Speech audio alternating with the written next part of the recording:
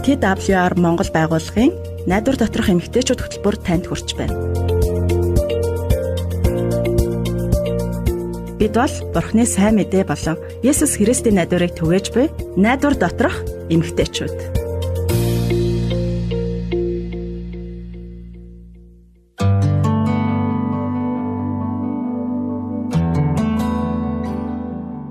Жаргалан энэ ертөнцийн түмэн жаргалан түүний доторх чухам жаргалан эрүүлэнхийн нэгэн жаргалан. Тэгэд манай их зохиолч Нацаг Доржийн энэ шүлгийг та нар санаж байгаах. Тэгээд төсвөлийн хэсгийг нь дахиад нэг сонсъё. Жаргалыг хүсвэл эрүүлийг хүс, эрүүлийг хүсвэл эмнэлгийг хүс. Тэгээд эрүүл байх гэдэг ямар чухал болохыг манай зохиолч энэ хүртэл шүлэг найрагтаа онцолж хэлсэн байх шүү дээ. Тэгэхээр өнөөдөр монголчуудын хувьд тэр тусмаа Улаанбаатарт амьдарч байгаа бидний дунд хамгийн түгээмэл өвчтөний нэг болох ханиад томооны талаар ярилцах болно. Тэгээд ханиад томоогоор өвчөж үзээгүй хүн байхгүй хаа. Тэгээд ер нь ханиад томооны талаар ер нь та мэдхүү те энэ хоёр ялгаа байдаг те ханиад томоогийн хоёр ялгаатай өвчин байгаа. Тэгээд томоогоор өвцсөн үед халуурах тохиолдол бий. Гэхдээ тохиолдол бүр нь өөр учиртай байдаг учраас яг ийм тийм гэж хэлэхэд төвхтэй шинж байдаг те. Тэгээд ханиад хүрснөө эсвэл томоо тусноо шин тэмдгүүд нь юу байдаг вэ? Тэгээд мэддэг юм шиг мөртлөө ялгаж сурахад илүү төхгүй багч гэсэн зөвлөгөөг та нартаа хүргэхээр бэлдсэн байна. Найдвар доторх эмэгтэйчүүд нэвтрүүлэгтээ тавтай морилно. Өнгөрсөн 7 хоногийг гайхалтай өнгөрүүлсэн гэдэгт найдаж байна. Тэгээд нэвтрүүлгээр эргэн уулзаж байгаадаа баяртай байна. Тэгээд өнөөдрийн дугаараа бид та бүхэндээ жаахан ч гэсэн хэрэгтэй мэдээлэл, сайхан хөгжин бас Бурхны урам хайрлсан үгсээр дамжуулан түүний хайрыг түгээхээр бэлтлээ. Гэрлээчэд сая нэвтрүүлэг эхлэхэд ямар гоё шүлэг уншаа тий. Нэрэл эрүүл байна гэдэг жаргал шүү дээ. Ханиадч бас заримдаа бид нарыг зовоодаг хэвчтэй ярвхтай өвчин шүү дээ тий. Тэгээ ханиах, найтах, толгой өвдөх, хоолой өвдөх гэл өвөл энэ утаанд бүр хэцүү байдаг шүү дээ. Би л хэвтэрт ортлоо муудад байхгүй ч гэсэн ханиадтай үед өдөр тутмын маань нөгөө амьдрал үнэхээр тухгүй хүнд хэцүү болчихдаг юм шиг санагддаг. Харин тийм тий. Тэгэхээр бид ханиад хэрхэн тусдаг талаар басан ханиад хүрсэн бол яаж эмчлэх тухай тэгээд эдгэртэл нь тэсэх хэрэгтэй юу эсвэл шинж тэмдгүүдийг нь багасгах хэрэгтэй юу талаар бас ярилцах болно. Мөн бид томоо болоод ханиад хоёрын ялгааны талаар бид нар таньж мэдэх зөвлөмжүүдийг өгөхөөр бэлдсэн байгаа. Тэгээд найдвар доторх эмэгтэйчүүд нэвтрүүлэгтэйгээ хамт байгаарэ гэж хүсэж байна. Тэгээд өглөөс ирэхэд хамар битүүрсэн хоолой хүндрүүлсэн бас жоохон толгой өвдөд байгаа юм шиг тийм мэдрэмжүүдтэй сэрж байвал юу болоод байгааг та шууд мэдж байгаа. Тэр бол ханиад хүрж байна гэж ерхий шинжтэмдгүүд байдаг те. Тэгээд ер нь ханиад томоо бол дэлхийн хаанч төвөөмөл байдаг өвчтнүүдийн нэг. Тэгээд жилдээ 2 удаа ханиад хүрэх нь химийн үзэгдэл ер нь болцсон байдаг те. Заримдаа түнээс ч олоодаа хүрэх тохиолдол бас байдаг. Тэгээд дархлаа сайтай хүмүүс ханиадаар баг өвтг нь ер нь өвчлөлдөггүй тийм тохиолдлууд бас байдаг. Гэхдээ ер нь дийлэх хүмүүс нь хаа нэг ханиад томоо тусчлаа гэж ерөөхдөө ярьж идэг те. Би ханиад хүрэх үнэхээр дургу. Тэгээд надтай адилхан хүмүүс бас байгаа хаа гэж бодож байна. За тэгэхээр ханиад хаанаас үүсдэг вэ? Бас бид яаж ханиад хүрдэг вэ гэдэг талаар бүгдээрээ товчхон ярилцъя. Ханиад нь амьсгалын дээд замд буюу бидний хамар дайвар хөндий хоолойнд вирус халдварласнаар ханиад үүсдэг байх нь. Хүмүүс даарч хөрснөөс л ханиад үүсдэгэ гэсэн ойлголттой байдаг шүү дээ. Гэтэл яг ханиад зөвхөн халдвараар үүсдэг байх нь. Аль хэдийн вирусын халдвар авчихсан үед бид нар яг тэр үед л бид нар даарч хөрөх юм бол ханиадыг улам хөндрүүлэх хандлагатай бол авчиж байгаа. Тэгээд ихэнхдээ ханиадтай хүн тантай ойр ханиаж найтайхад вирус нь агаар тархаж бусдад бас халдварладаг байх нь. Бас вирустэй эд хэрэгсэлд бид нар гараараа хүрээд дараа нь ам хамартаа хүрэх юм бол бас халдвар авах бүрэн боломжтой байх нь. Жишээ нь ханиадтай хүүхэд амаа гараараа таглаж ханаагаад тэр гараараа тоглоомондоо хүрлээ гэж бодъё л та. Дараа нь өөр нэг хүүхэд тэр тоглоомонд хүрэхэд тэр вирус нь гараар нь дамжаад алддаг байх нь. Ингээд гараа амандаа хийхэд ханиад авчихж байгаа хэрэг байх нь шүү дээ. Ханиад халдах ер нь үнэхээр амархан маш энгийн байгааз. Тэгээд ерөнхийдөө ханиад нэг их хүнд өвчин биш л дээ тий. Гэхдээ өвчин учраас хүнийг бас энэ ханиадыг тоохгүй өнгөрөөж бид нараас болохгүй байх нэ. Тэгээд ханиад хүрсэн хүмүүс ихэвчлэн ус нь ус гоожих, тэгээ хамар нь битүүрч, хоолой нь хөндөртэй болох, толгой өвдөх шинж тэмдгүүд илэрдэг. Заримдаа бас баг зэрэг халуурах эсвэл ханиалгах шинж тэмдгүүд ч бас илэрч болдог тий. Ханиадны вирус дотроо маш олон төрөл байдгаас ханиадны бүрэн эмчилгээ гэж байдаггүй ахна. Бидний хийж чадах зүйл нь ердөө одоо энэ ханиадны шинж тэмдгүүдийг намдаах эмчилгээнүүд ахна. Тэгээд ханиад вирусын халдвараараа үүсдэг гэдгийг л бид нар ойлгох нь хамгийн чухал ахна. Тиймээс бактери устгадаг антибиотикийг ханиадны эмчилгээнд бол огт хэрэглэж отлохгүй. Харин антибиотик ямар ч үр дүн өгөхгүй бүр тэр ханиадны вирусыг бүр дордуулах тохиолдлууд ч гэсэн бий болдог байна. Тэгээ ихэнх хүмүүс нөө ханиадны шинж тэмдгүүдийг баг зэрэг жолтох нэг намдаахыг хүсээд нөө им уухын тулд нөө им уухыг л ер нь урьдчил болгоод идэг те. Тэгээ хавар нь битүүрээд амьсгалж болохгүй амьсгалах нөө боломжгүй болоод ирэхээр толгой их өвдөж эхэлдэг. Тэгээд энэ үед хідэн хоромжлох нэг завиураа байхгүй байхыг одоо хүсэхтэй илүү их юм хэрэгэлдэг байна. Тэгээд ийм одоо нөхцөл байдалд өгөх хэд хэдэн зөвлөгөө байна. Тэгээд юуны өмнө боломжтой бол сайн амрах хэрэгтэй. Тэгээд өдрийн цагаар багч гисэн дуг хийгээд орой эрт унтах хэрэгтэй. Тэгээд гэрийн ажил хүүхдүүд гээд тийм боломж гарахгүй байгаад ах юм бол тусламж үсэх хэрэгтэй. Тэгээд боломжтой бол ажлаасаа нэг өдрийн чөлөө аваад амрах хэрэгтэй. Тэгээд таны бие өөрийгөө эдгэхэд амралт маш чухал байдаг юм. Тэгээд бас хангалттай хэмжээний бас шингэн уух хэрэгтэй. Ингэснээр нэг вирус бие махбодоос гадагшаа гарахад их тустай байдаг байна. Тэгээд хамар хуурашхаас бас сэргийлэх хэрэгтэй. Ханиад хүрснээсээ болж халуурч авал шингэн зүйлийг их сайн уух хэрэгтэй байдаг байна. Тэгээд энэ нь биеийн одоо шингэн алтгаас сэргийлж байгаа гэсэн үг байна. Тэгээд шингэн зүйлсэд цэвэр ус, цэвэр жимсний одоо жуус, халуун бүлээн цай зэрэг орно. За тэгээд бас толгой өвдөх эсвэл халуурах үед өвчин амдах халуун болох зорилгоор ийм ууж болно. За тэгээд бидний ихэнх нь хамар битүүрсэн үедээ амьсгалаа чөлөөтэй авч сайн амрахын тулд ямар нэгэн арга хэрэглэхийг хүсдэг. Тэгээд хамраараа чөлөөтэй амьсгалж битүүгүй байх нь ханиадны одоо түгээмэл хүндрэл болох дайврын хөндийг өрсөлдөөс одоо сэргийлж чадна гэсэн үг байна. Тэгэхээр нэг хамрын битүүг яаж одоо арилгаж одоо нус болон бохирдлоос салгах вэ гэхээр эмийн санд ханиадны олон төрлийн ийм одоо бүтээгтнүүд байдаг. Тэгээд заавал эмчид үзүүлж байгаад өөртөө тохирох шинж тэмдгийг арилгах эмийн жорын дагуу одоо эм сангаас судалж авах хэрэгтэй байна. Бас та хараахан эмчид үзүүлэх боломжгүй нөхцөлд байж болох юм. Тэгэх юм бол гэрийн нөхцөлд хийж болох бас хэд хэдэн аргууд байдаг. Давсны усамлаар хамраа угаах нь маш үр дүнтэй аргуудын нэг байгаа. Хамраа угаахын тулд зориултын усамлыг шахдаг савтай нэмийн сангаас худалдаж авч болно.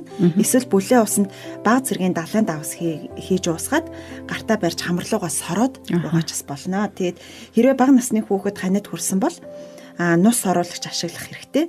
Нус соруулагч байхгүй бол одоо нөгөө зүгүү тариур байдаг шүү дээ. Тариураар бас сорж авч болдог байна. Тэгээд халуун усны уураар утханд бас үр нөлөөтэй сайн аргуудын нэг байгаа. Халуун ууранд 15 минут орчим суугаад тэр чиглэг уурыг сайтар уушиглан амьсгална. Тэгээд эдгээр аргуудыг өдөрт хэд удаа давтаж бас ханиадны үед хийж болдог байна. Бас өөр нэг арга нь хамар битүүрснээс болоод хоолой маш их хуурайшиж гатдаг штеп. Тиймээс хуурай ханиалгах тохиолдол их гардаг. Тэгээд эсвэл бас хуурай ханиалгаснаас болоод нус гарах, хамраас гарсан шингэн хоолын арлуу доош тулж хоолой өвтгөж ханиалгах рефлексийг бас үүсгэж идэг штеп. Ханиах үед тэр нус цэрийг гадагшлуулж чадаж байх юм бол маш сайн. Тэгээд ханиалгах нь би өөрөө амьсгалын замаа цэвэрлэж бохирдлыг гадагшлуулж байгаа байгалийн цэвэр арга байна. Тэгэхээр нус цэрэг шингэрүүлэхийн тулд шингийн юм л бид нар маш сайн угаад авах хэрэгтэй. Тэгээ мөн ханиалгыг намдаахын тулд бид нар зүгийн бал бас нэмбэгний шүсийг тэнцүү хэмжээгээр нь холиод 3 цаг тутамд нэг халбыг ууж хэвших хэрэгтэй байгаа. Тэгээд онцгойлоод харуулхад нялх хүүхдэд зүгийн баллыг хэрэглэхгүй бас зөвшөөрдөггүй шүү гэдгийг анхааруулмаар байна. За тэгээд бас нэг чухал зүйл нь болохоор ханиад томооны улирал эхлэхдээ зэрэгцээд урьдчилан сэргийлэх дархлаагаа дэмжих хэрэгтэй. Тэгээд нэгэнт ханиад том хүрсэн бол бусдад халдварлуулахгүй байхаар одоо амны хаалт зүүж ил заадгаа нус цэрээ хаяхгүй байхыг бас олон нийтийн газар ханиалгаж найдахта ам хамраа дарах мөн хувийн ариун цэврээ сахих хэрэгтэй гэдгийг бас сайн санаж ах хэрэгтэй. Тэгээд боломжтой бүхнээрээ л ер нь одоо өөрийгөө хамгаалж ах хэрэгтэй яах нь. Тэгээд ханиадаа бусдад халдаахгүй тул одоо яах хэрэгтэй вэ гэхээр одоо энэ боломжтой юу те энэ мэдээж боломжтой. Тэгээд дээр дурдсанчлан нүг өөрөөсөө шалтгааллах хэмжээнд урьдчилан сэргийлж хамгаалж одоо чадсанараа эрсдлээс багасгаж чадна гэсэн үг байна. Тэгээд хамгийн чухал нь гараа тогтмол угаах байгаа. Бид найтайлгаж ханиалгах болгонд ам хамраа одоо байнга хүрдэг байна. Тиймээс гараа савн бүлээн усаар ойр ойрхон угааж явах хэрэгтэй. Тэгээд бусад эзүүлд одоо аль болох хүрэхгүй байхыг хичээх хэрэгтэй. Тэгээд найтаж ханиах үедээ цаасан салбитыг эсвэл цэвэр алчуураар ам хамраа дарснараа вирус агаар тарахаас сэргийлэх боломжтой байх нэ. Тэгээд үүний дараагаараа хэрэгэлсэн цаасан салбитгаа хогийн савнд хайж алчуураа савнтай халуун усаар тогтмол угааж явах хэрэгтэй. Тэгээд гэр бүлийнхээ гишүүдийн аяг тавг халбах сэрээгээ тусгаарлаж халуун бүлээн усаар сайтар угааж хүнсний содтой усамлаар ариутгаж байх хэрэгтэй байх нэ. Тэгээд бас угааж дуусаад аяг халбах сэрээгээ буцалсан усаа одоо асгаад ариутгах нь бас нэг арга болдог байх нэ. За тэгвэл бүгдээрээ сая ханиадны талаар ярилцлаа. Одоо бас томоогийн талаар ярилцъя. Тэгээд томоо нь ханиадтай төстэй ч гэсэн арай илүү хүндэрдэг өвчин байгаа. Тэгээд томоо өвчний үед ихэвчлэн халуурах, бас үе мөчөө өвдөх, зарим тохиолдолд бас гүйлгэх шинж тэмдгүүд бас дагалддаг.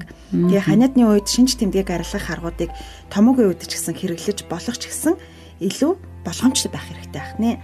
Тэгээд томоогоор өвчлсөн яриа болоод бага насны хүүхдүүд гуурсан хоолой өрөвсөл, уушигных талхаагаар амархан хүндэрдэг. Тэгээд тийм учраас томоо болохоор маш аюултай байх нь. Ханиалгах үед цээжээр хүндүрлэж, цэрэ ихсэж, хоолойнд хэрчгэнсэн дуу ихсэх юм бол гуурсан хоолой өрөвсөл буюу бидний хэлж заншснаар бид нар одоо нэг бронхиттэй болсон байж магадгүй ихний тохио байх нэ. Энэ үед бид нар яах вэ гэвэл яаралтай эмчит үзүүлэх хэрэгтэй. Тэгээ харин өндөр халуурч биеийн суулдаж бас амьсгалахад хэцүү болж байх юм бол уушигны өрөвсөл буюу бас хатгаа болсон байх магадлал өндөр болно. Ийм үед бид нар яаралтай эмнэлгийн тусламж авах хэрэгтэй байх нэ. Тэгэд халуурах тухайд товчхон хэлгээд халуурах гэдэг нь өөрөө муу зүйл одоо биш. Харин би өөрөө халдвартайгаа тэмцэж байгаа хамгаалж байгаа үйлдэл гэдгийг бас ойлгох хэрэгтэй. Гэхдээ 40-оос дээш одоо хэмд халуураад байх юм бол аюултай. Ялангуяа нялх хүүхдэд энэ маш аюултай байгаа. Тэгээд том хүүхэд насанд хүрэгчдэд эм ууж халуунаа бууруулах одоо бууруулж болдог ч нялх хүүхдэд энэ маш хэцүү байдаг. Тэгээд няраа хүүхэд халуунаа бууруулах энгийн бөгөөд үр дүнтэй аргуудаас бас хэрэглэж болно. Тэгээд үүнд болохоор халуун бууруулах наалт спирт дээр одоо спиртээр сууг, сав хэсгийг нь арчих, хүүтэнжин тавих гэх мэт. Гэхдээ аль болох хурдан эмнэлгийн тусламж авах хэрэгтэй байдаг. Тэгээд эцэст нь бид үргэлж та нарыг эрүүл инх байгаасаа гэж залбирч явах болно. Тэгээд ханаа томоо хөрсөн үедээ аль болох өөртөө цаг гаргаад хамгийн санаараа амраарай. Тэгээд бурхан тантай өрүүлж хамт байгаа гэдгийг бас санаарай. 3 сарын 14-нд 12 цагаас зүүн дөрвөн зам дах Папа кафед болох найдвар доторх эмэгтэйчүүд сонсогчдын уулзалтанд орж байна. Холбогдох дугаар 907751 8911 87 найдвар доторх эмэгтэйчүүд сонсогчдын уулзалт.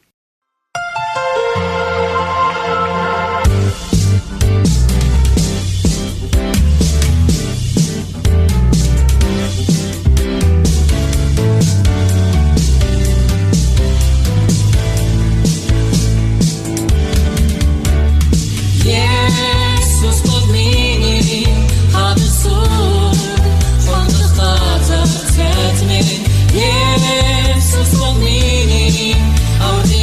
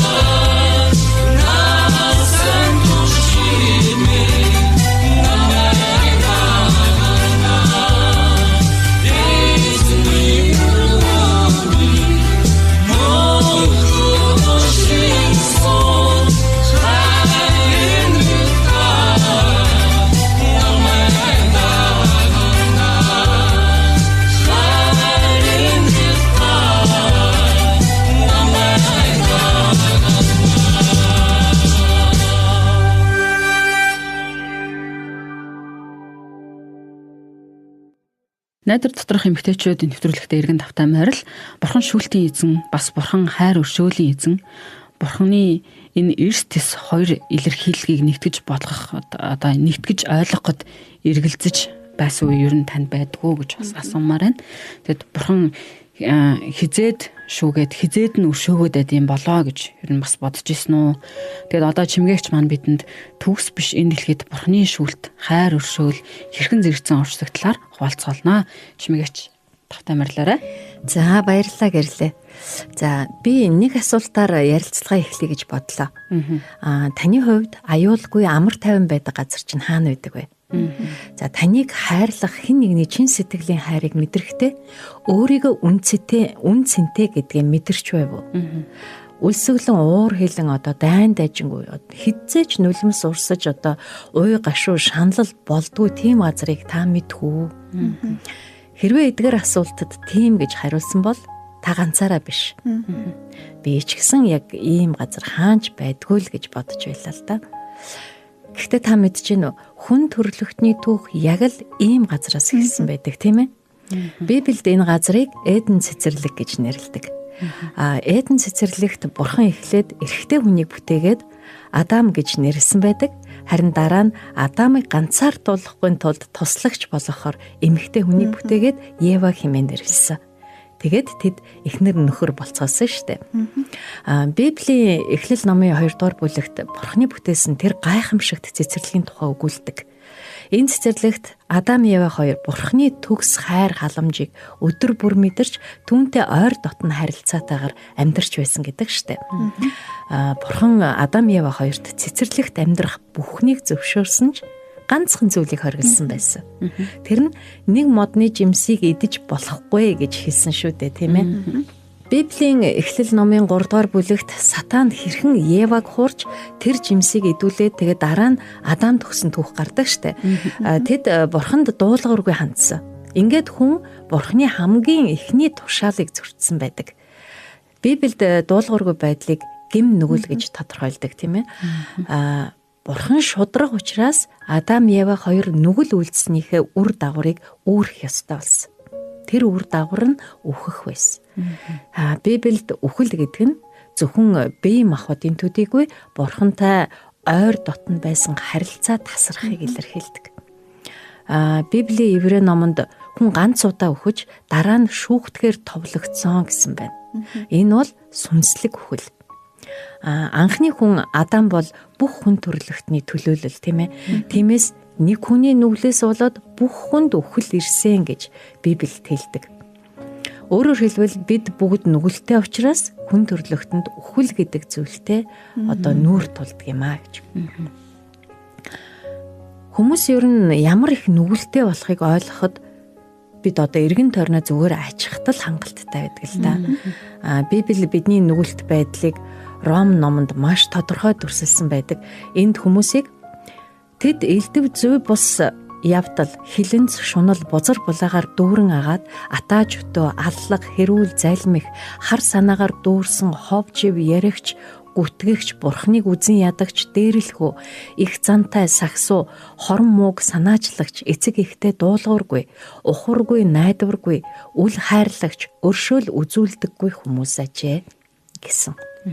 За иймэрхүү зан үйлдэлүүд нь бидний амьдралд одоо гэр бүл, хөршүүд, бүр улс төрийн удирдагчид дунд ч гэсэн харагддаг штеп. Бас дэлхийд дээрх дайн дайжин, ёс бус байдал, хүчтэй нь хүчгүйгээ дарангуйлдаг үйлдэлүүд ч гэсэн бурхны эсрэг үйлдэж байгаа нүглээс үүдэлтэй, тийм ээ. Бурхан бол шудраг. Шудраг бус зүйлтэй хизээч эвлэрэхгүй. Хүн төрлөختний нүглийг шүүх эрх ганцхан бурханд л байдаг. Яг тэгвэл бурхан бидний бүтээгч, тэр ариун төгс сайн учраас тэр шүү дээ. Бурхан өөрийн бүтээсэн газар дэлхий хайрладаг хүмүүсийн устгахаар нүгэл үлдэж буй аливаа муу бүхнийг арилгах ёстой. Бурхан ариун учраас бурханлаг бус байдал хорон муу бүхнийг үзэн яддаг. Гэхдээ бидэнд найдвар бий. Библиэс бид бурхан өршөөнгүй, бас хайраар дүүрэн гэдгийг сурдаг, тийм ээ. Тэр Эден цэцэрлэгт гэм хийсэн Адам Ева хоёрыг огт найдваргүйгээр орхиогүй. Бурхан эмэгтэй үрээс нэгэн ирж сатаныг дарж амна гэсэн амлалт өгсөн. За энэ бол Бурхны хүн төрлөختөнд өгсөн авралын төлөвлөгөө байсан. Иохан номонд Бурхан ертөнцийг үнэхээр хайрлсан учраас цорын ганц хүүгээ өгсөн. Тиймээс хүүд итгэдэг хинч мөхөхгүй, харин мөнх амьтай болно гэж өгүүлдэг, тийм ээ. Энэ ишлэлд цорын ганц хүүгээ өгсөн гэсэн байна. Бурхан өөрийн шударга байдал, өршөөл нэгүүлслийн аль алийг харуулсан хамгийн чухал зүйл нь өөрийн хүү Есүс Христийг бидний төлөө загалмайд өргөсөнд байгаа юм аа. Бурханы хайр агуу биш гэж үү дээ, тийм ээ. Адам бидэнд одоо нүгэл болон үхлийг авчирсан. Харин Есүс бидэнд өршөөл болон амьдралыг өгсөн. Тэгвэл бид Бурханы өршөөлийг яаж мэдэрч болох вэ? Одоо юуны түрүүнд бид бүтээгч Бурханд итгэх хэрэгтэй. За мөн түүнийхүү Есүс Христ бидний гмийн төлөө загалмайд золиослогдсон гэдэгт итгэх хэрэгтэй. Есүст итгэх итгэлээр бидэнд Бурханы амар тайван ирдэг, тийм ээ. Мөн бид Бурхантай эвлэрч Бурханы хүүхдүүд нь болдог. Бурханд итгэсэн хүн болгон одоо цаашид нүглийн боол байхаа болж ялагдахгүй болдог. Адам Еве хоёр Эдений цэцэрлэгт Бурхантай ойр дотн байсан шиг бид ч мөн Бурхантай ойр харилцаатай болох юм. Гэхдээ энэ харилцаа нь одоо бид мөнхийн улсад Есүстэй хамт байх хүртэл бүрэн төгс болдгоо гэдгийг Библи бидэнд сануулдаг л да. Итгэгч бид тухайн төсөөллийг Илчлэлт номын 21-р бүлгээр төсөөлж болно. Тэдний нүднээс нулимс бүрийн арчина. Тэнд цаашид үхэл гэж байхгүй, гашуудах, уйлах, өвдөх гэж үгүй болно. Учир нь анхны юмс өнгөрөн оджээ гэж гардаг шүү дээ. Джон Ньютон гэдэг зохиолчийн Алдарт Магдалины дууны эхний бадагт Бурхны хайр өршөөлийг маш тодор илэрхийлдэг, тийм ээ. Энэ дууг одоо монголоор гайхамшигт хайр гэж орчуулан дуулсан байдаг. Гайхамшигт хайр, юутай их хайр, их шиг яруу их хайр, амьдралд төрсөн мөхөс надад аврал өгөхөөр ирлээ гэж ийм гайхалтай дуу байдаг. Баярлалаа Чимгээгч. Тэгээ Бурхны шударга байдлын өршөөл нэгүсэл нь хэрхэн зэрэгцэн байдаг тухай маш дэлгэрэнгүй бөгөөд ойлгомжтой ярьж өглөө шүү дээ биднэрт. Тийм шүү. Тэгээд бид Бурхныг шударга байгаасаа гэж хүсдэг. Тэгсэн мөртлөө өөрсдөө шударга байж чаддаггүй тий. Харин одоо Бурхан шударга юм байна гэдгийг ойлгосон бол түүний өмнө бас гимшээрээ тэгээд Бурхан биднийг уурчилж инэрлээ үзүүлэхэд ямагт бэлэн байдаг. Тэгээд сонсогчдаа эдгээр үгсийг зүрх сэтгэлдээ хүлээн аваад нандинасаа гэж би тас хүсэж байна. Тэгээд та бүх гим нүглээ одоо нүглээсээ салж Бурхны хайр инэрл дотор амар тайвныг одоо амар тайван байхыг хүсвэл Есүст итгээрэй гэж бас уриалмаар байна. Тэгээд зүгээр л түүнээр очиод чин сэтгэлээсээ залбирахад хангалттай. Баярлалаа. Тэгээд дараагийн 7 хоногт хамтдаа уулзцгаая. Сонсогч та ханаа томоогоос бас өөрийгөө хамгаалаарай. Тэгээд бидэнтэй холбогдохыг хүсвэл нэвтрүүлгийн дараа гарах хаягаар бидэнтэй холбогдоорой. Тэгээд дараа дахин уулзтлаа түр баяртай. За баяртай.